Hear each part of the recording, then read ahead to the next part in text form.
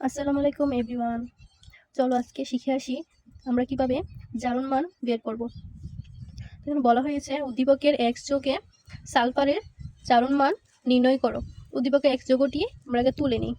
Sodium plus sulphuric acid বিক্রিয়া করে এটা। তাহলে আমরা বিক্রিয়াটি সম্পন্ন করে নিই।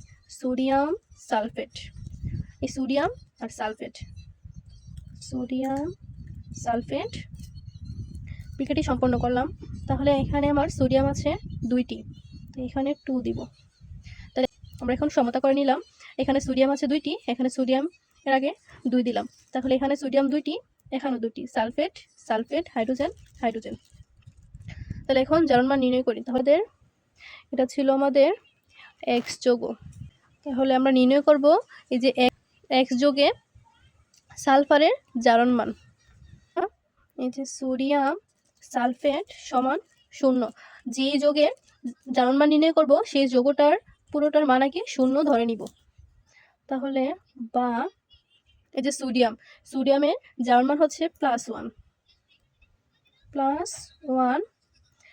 ইন্টু 2 প্লাস আমাদেরকে বলা হয়েছে সালফারের জারণ মান বের করতে, তাই আমরা সালফারের জারণ মান x ধরে নেব।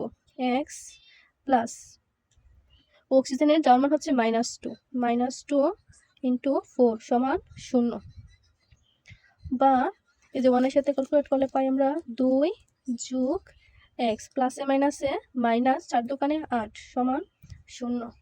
তাহলে মান বের করবো আমরা x এর।